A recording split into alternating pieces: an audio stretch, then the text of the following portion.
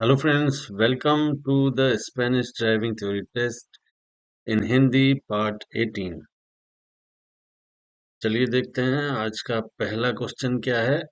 On a curve, what should drivers do to stop their vehicle being pulled off the road by centrifugal force.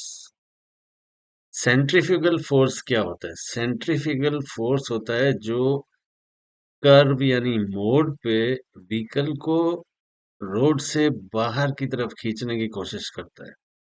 जब road पे हम curve पे बहुत ज्यादा speed पे अगर व्हीकल को चलाते हैं, तो जैसे ये अभी हमें दिख रहा है कि लेफ्ट टर्न है, तो लेफ्ट टर्न पे अगर हम एंटर होंगे काफी ज्यादा स्पीड से, तो राइट की तरफ हमारे को सेंट्रीफ्यूगल फोर्स जो है बाहर निकालने की कोशिश करेगा। तो ऐसे केस में क्या हमें करना चाहिए कि हम हमारी व्हीकल रोड से बाहर यानी एक्सीडेंट के चांस कम हो?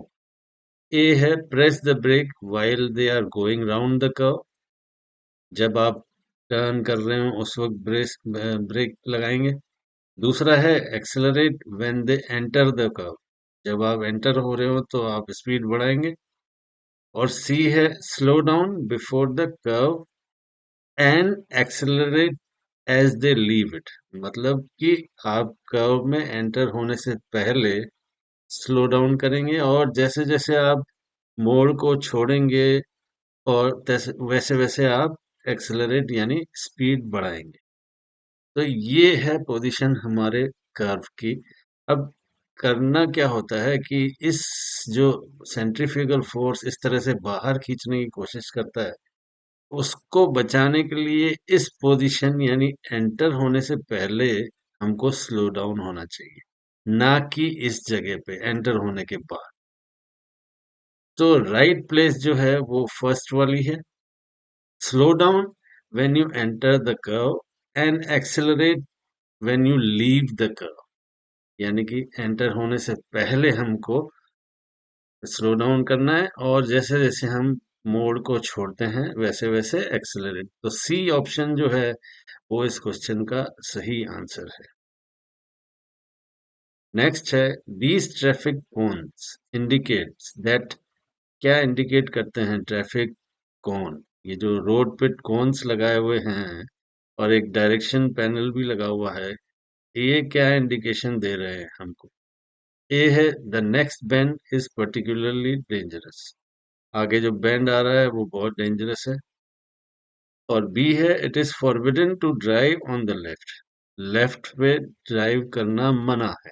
यानी ये कौन सा मतलब ये है कि लेफ्ट वाली लेन पे ड्राइव करना मना है। और सी है there is an exit lane to the right. कि राइट पे जो लेन है वो एग्जिट लेन है। ये जो कॉन्स इस तरह से लगाए जाते हैं, वो लगाए जाते हैं ब्लॉक करने के लिए कि आप इस लेन को नहीं यूज कर सकते। It is forbidden to drive on the left lane. B option जो है वो इस क्वेश्चन का सही आंसर है। You can not enter in the left lane. What does the unbroken yellow marking indicate?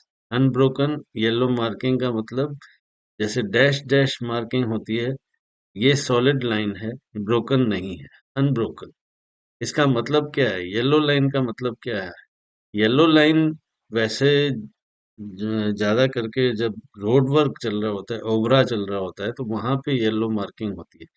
लेकिन ये इस तरह की येलो मार्किंग आपको कई जगह परमानेंट भी मिलेगी। तो इसका मतलब क्या है? ए है नो स्टॉपिंग और नो पार्किंग, बी है लिमिटेड पार्किंग टाइम, और सी है रिजर्व्ड फॉर स्पेशल यूज यानी स्टॉपिंग ओनली। ये दो तरह की लाइंस हम देखते हैं जो परमानेंट होती हैं रोड्स के ऊपर। ये रोड वर्क की वजह से नहीं होती है, ये मार्किंग प्रॉपर परमानेंट होती है। इनका कोई मीनिंग होता है, लेकिन क्या मीनिंग होता है? सॉलिड लाइन का मतलब है कि आप यहाँ पे न पार्किंग कर सकते हैं न स्टॉप कर सकते हैं, दोनों प्रोहिबिटेड है। एज पे होती हैं दोनों, ये बीच में बीच में भी इस तरह की सॉलिड लाइन मिल सकती है आपको येलो कलर में। लेकिन ये जो एज लाइन होती है उसका मतलब जो होता है वो होता है कि नो पार्किंग नो स्टॉपिंग। और राइट साइड में जो इमेज देख रहे हैं आप, उस पे है ब्रोकन लाइन, यानी डैश डैश मार्किंग दिख रही है जो कि सॉलिड नहीं है। उसका मतलब होता है कि आप स्टॉप कर सकते हैं, पार्क नहीं कर सकते। Broken yellow line on the edge road means no parking, stopping allowed. तो दोनों का डिफरेंस जो है, एक में आप स्टॉप कर सकते हैं, दूसरे में स्टॉप भी नहीं कर सकते। स्टॉपिंग एंड पार्किंग दोनों प्रोहिबिटेड है, फर्स्ट में सॉलिड में, और दूसरे में स्टॉपिंग अलाउ है, पार्किंग प्रोहिबिटेड। तो हमारे पास जो क्वेश्चन है वो है सॉलिड लाइन का, यानी अनब्रोकन येलो मार्किंग का। तो ए ऑप्शन जो है, नो स्टॉपिंग और नो पार्किंग दोनों प्रोहिबिटेड। नेक्स्ट है, what infringement committed by pedestrians causes a large number of vehicle pedestrian collision, especially in urban areas. Infringement का मतलब क्या होता है कि पेडेस्ट्रियन जो है ऐसा क्या करते हैं, ऐसा कौन सा मतलब रूल तोड़ते हैं जिसकी वजह से अर्बन एरियाज में व्हीकल्स के साथ एक्सीडेंट ज्यादा होते हैं। इन्फ्रिंजमेंट मतलब कि किसी रूल को नहीं फॉलो करना या उसकी अवहेलना करना होता है। तो ए है not using pedestrian crossing to cross the street. B है walking on the left hand pavement, pavement पे वॉक करना कोई मना नहीं होती है, वो तो सेफ होता है। सी है failing to obey instruction from police officer. Police officer normally vehicles को इंस्ट्रक्शन देता है, पेडेस्ट्रियंस को नहीं देता है। तो सी और बी ऑप्शन जो है वो ऑटोमेटिकली रॉन्ग हो जाते हैं। जो सही ऑप्शन है, जो सही आंसर है, वो है A, not using the pedestrian crossing to cross the street. Street cross करने के लिए अगर वो पेडेस्ट्रियन क्रॉसिंग का इस्तेमाल नहीं करते हैं तो वो सबसे बड़ा जो है रूल तोड़ते हैं। उसकी वजह से ही अर्बन एरियाज में व्हीकल्स के साथ पेडेस्ट्रियन के एक्सीडेंट होते हैं। Next, a car driver has to convey a sick person in an emergency. Which lights should the driver switch on? एक प्राइवेट कार में अगर आप एक सिक पर्सन को इमरजेंसी के केस में लेके जा रहे हैं तो कैसे आप वार्न करेंगे अपनी प्रेजेंस को दूसरे ड्राइवर्स को। एक जो राइट में आप देख रहे हैं कि वाइट हैंकी इसने ले रखा है, वाइट कपड़ा या कुछ ऐसा ले रखा है, वो एक इंडिकेशन होता है। प्लस आपको लाइट्स ऑन करनी होती है। कौन सी लाइट्स ऑन करेंगे? ए है हैजर्ड लाइट्स, बी है हाई बीम, सी है पोजीशन लैंप। तो हाई बीम और पोजीशन लाइट्स ऑन करने का कोई मतलब नहीं बनता है। जो हैजर्ड वार्निंग लाइट्स होती हैं उसी से आप इंडिकेट कर सकते हैं कि आप इमरजेंसी में हैं। तो ए ऑप्शन जो है इस क्वेश्चन का सही आंसर है। नेक्स्ट है, अल्कोहल टेकन ड्यूरिंग मील्स और with food is absorbed into the bloodstream. A. At the same speed as on empty stomach. More slowly or more rapidly. मतलब जो हम अल्कोहल लेते हैं, अगर वो मील्स के साथ या फूड फूड के साथ लेते हैं तो क्या उसकी स्पीड सेम होती है जो हम एम्प्टी स्टमक लेते हैं? मतलब कि उसकी एब्जॉर्प्शन की स्पीड पूछी गई है इस क्वेश्चन में कि अगर वो मील के साथ लिया जाए तो क्या स्पीड होती है। तो वो आपको मैं बताना चाहूंगा कि स्लोली एब्जॉर्ब्ड होता है, लेकिन उसका इफेक्ट वही होता है जो एम्प्टी स्टमक लोगे। लेकिन एम्प्टी स्टमक में अगर हम अल्कोहल लेते हैं तो वो फास्ट एब्जॉर्ब होता है और फास्ट अपना रिएक्शन दिखाता है। लेकिन सेम इफेक्ट दिखाएगा, स्लो इफेक्ट दिखाएगा, पर इफेक्ट पूरा दिखाएगा। आप ये नहीं समझना कि अगर हम मील के साथ अल्कोहल ले रहे हैं तो हमारा ब्लड अल्कोहल लेवल जो है कम हो जाएगा, कम नहीं होगा। धीरे धीरे आपको इफेक्ट करेगा। वो चीज अलग होती है, टोटली डिफरेंट है।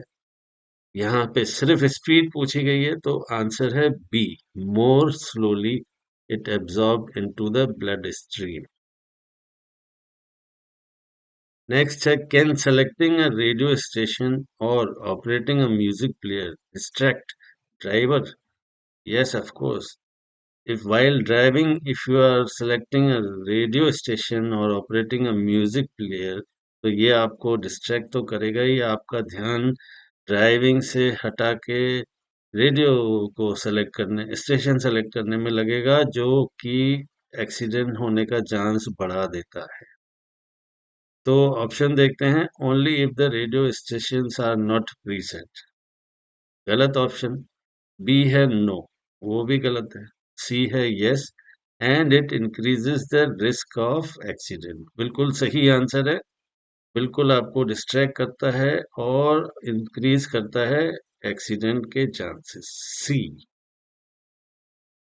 नेक्स्ट है, the driver of the green vehicle wants to go straight ahead on the junction, can he do it? A है yes, but he must move to the right lane. Right lane में move होने की position में नहीं है, क्योंकि solid line है। दूसरा है B, yes but he must obey the sign, अगर साइन ओबे करेगा तो स्ट्रेट जाने का ऑप्शन बनता ही नहीं है। और सी है no, the road sign do not allow it. देखते हैं इस पिक्चर में कहाँ पे स्टैंड कर रहा है ग्रीन व्हीकल, और स्ट्रेट जाने के लिए कहाँ स्टैंड करना चाहिए। यहाँ मिडिल लेन में क्लियर कट इंडिकेशन दिए हुए हैं कि आप स्ट्रेट नहीं जा सकते, आपको लेफ्ट टर्न होना है। तो सी ऑप्शन जो है, no the road sign do not allow it, इस क्वेश्चन का सही आंसर है। बिकॉज जो साइन है रोड पे, वो इसको अलाउ नहीं करते। स्ट्रेट जाने के लिए उसको स्टार्ट से ही लेन सिलेक्शन राइट वाली करनी चाहिए थी। Right. In these circumstances, what lightning will be used? बारिश का मौसम दिख रहा है, विजिबिलिटी पुअर है, तो अब ऐसे केस में नॉर्मली हम क्या करते हैं, minimum minimum dipped beam headlights हमारे को ऑन करनी होती है। ऑप्शन देखते हैं, A, it is not necessary to use any lighting because it's a day time. Day time है, but of course reduced visibility भी है, तो डिप्ड बीम हेडलाइट ऑन करना कंपलसरी होता है। बी है पोजीशन लाइट्स, और सी है the dipped beam headlights. C option is the right answer for this question. Next है, if the helmet we use does not have a visor, is it advisable to wear glasses? अगर जो हम helmet use कर रहे हैं उसमें जो glass, जो हमको प्रोटेक्शन देता है डस्ट वगैरह से या विंड या हवा से, वो नहीं लगा हुआ है, विशर जिसे कहा जाता है, तो क्या एडवाइस, सनग्लास या कोई से भी ग्लासेस पहनना advice? Is it advisable to wear glasses?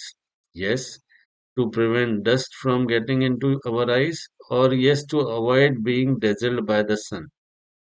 No option जो है वो गलत है। या तो सन से आप डेजल बचाने के लिए आप पहनते हैं ग्लासेस, या फिर to prevent dust from getting into our eyes.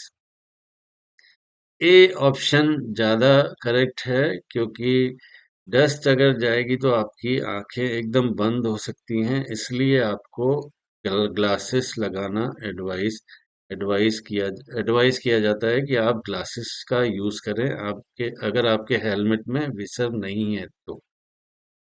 A is the right answer for this question. Driving with the emergency or temporary wheel.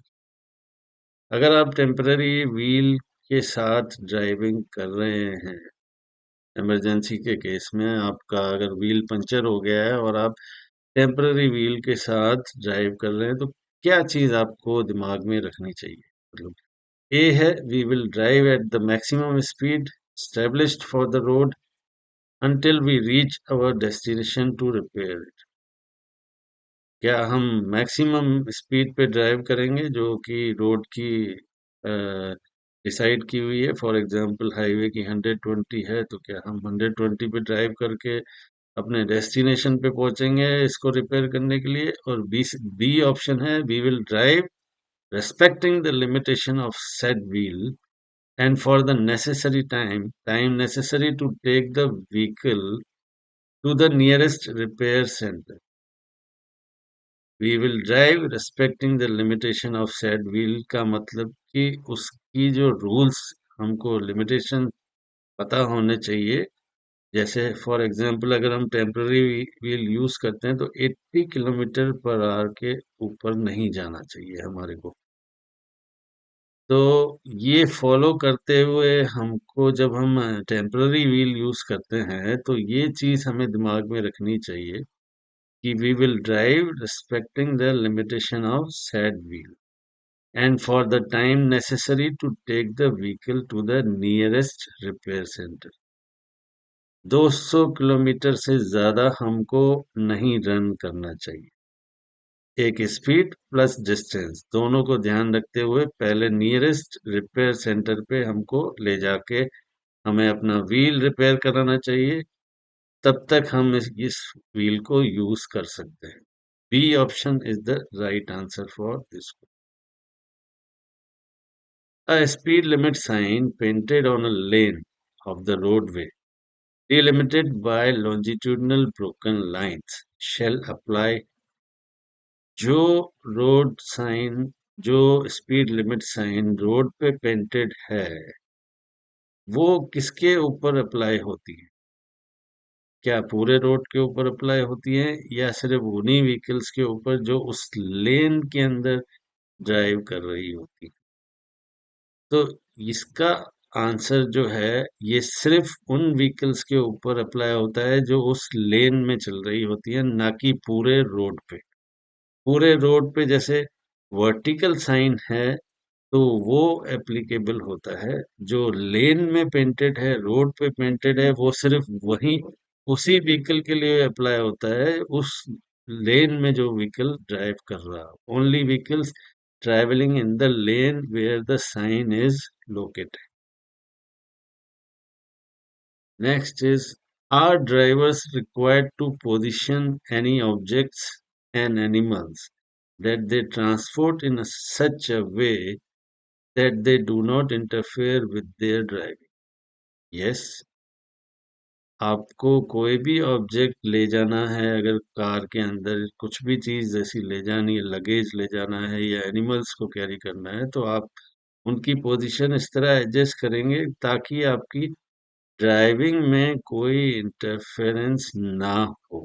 यानी पीछे अगर लगेज आप रख रहे हैं तो पीछे का जो विजन है, जो व्यू है, वो हाइड नहीं होना चाहिए उस लगेज की वजह से। या फिर एनिमल आपको कैरी करना है तो वो आपको बीच में डिस्टर्ब ना करें, ऐसी जगह पे उनको सेट करना चाहिए।